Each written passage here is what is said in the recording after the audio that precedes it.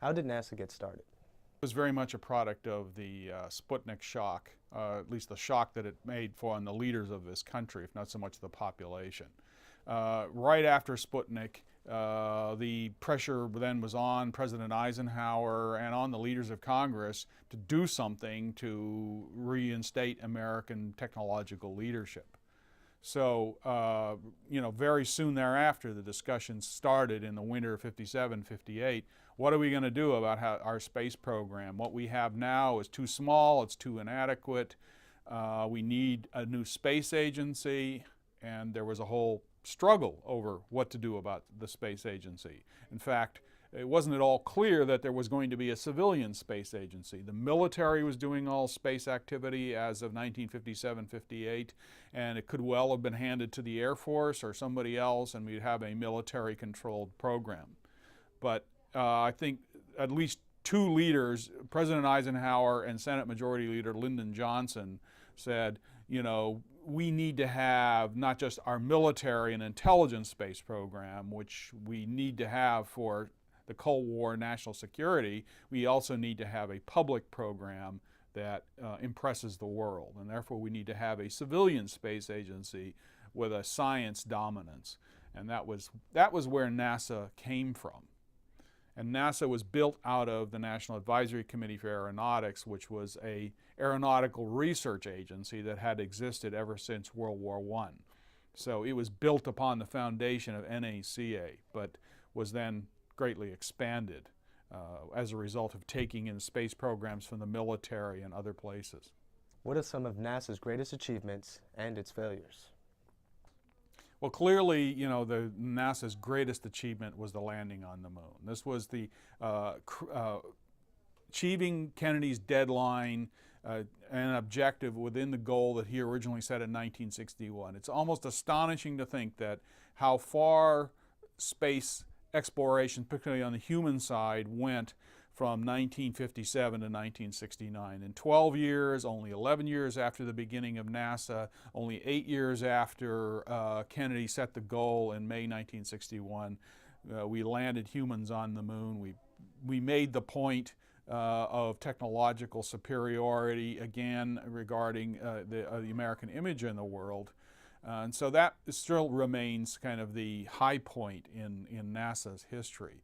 But clearly there were some other things that were really important. I mean, NASA led the way on the weather satellite, on the communication satellite, and then of course from a scientific side, the great discoveries and explorations that took place on the robotic spacecraft side. Going to every planet in the solar system except now Pluto, except maybe Pluto is no longer a planet, but in any case, we're still sending an expedition to Pluto, which is supposed to reach there in 2015, I believe. There is the exploration of the sun, the understanding of the universe, the Hubble Space Telescope. So, NASA has many, many great accomplishments in 50 years. The downside clearly was overwhelmingly dominated by the human spaceflight accidents. And there were 3 of them. The Apollo 1 fire in 67, the Challenger disaster in 1986, and the Columbia disaster of 2003. So these loss of life, 1 on the ground, 2 in flight, clearly were the worst moments for NASA. And they all showed that in spite of all the money spent and all the efforts made for safety, that it was impossible to do these things perfectly. And particularly in the case of the shuttle, there's serious questions about whether that was the right choice for the United States that we made in the 1970s to have the space shuttle as opposed to doing it some other way. But that's kind of hindsight now. The other thing that really sticks out in my mind is the Hubble Space Telescope flaw. But of course, it was also one of the greatest triumphs of NASA that then the Space Telescope was rescued through astronaut servicing missions, putting in the compensation for the flawed mirror. Where is NASA going to take us in the future? Well, I think especially on this morning, the day after the election, the question is what will the future of the current new human spaceflight program be? The plan is to go back to the moon about 2020 at the Constellation system with the Orion spacecraft to land on the moon around that time. And there will be real questions now, I think, about President Obama. Will he want to do that? I mean, we will build that spacecraft, we'll build that new booster because we have no other way to get back to the space station. And there are a lot of people who are uncomfortable with this dependence on the Russians that we'll have from about 2011 to 2015, according to the current schedule. So that's a real question. I think, you know, there's no doubt that the Mars program and the robotic exploration will continue, and that we will continue to explore the universe.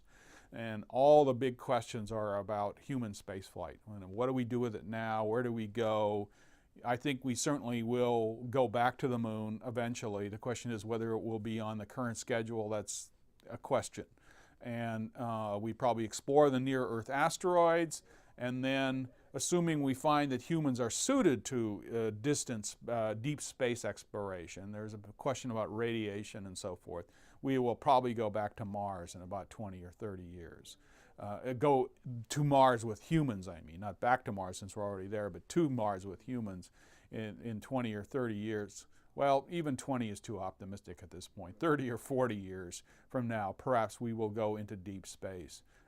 We will certainly continue to use space and to explore space through other means as well. What about the new program to replace the shuttle?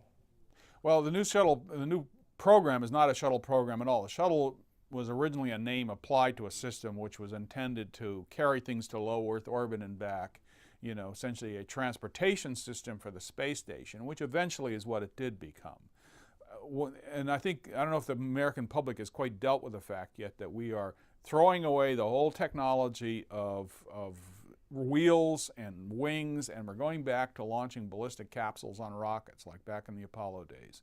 And that's what the next system will be. It's basically a scaled up Apollo, you know.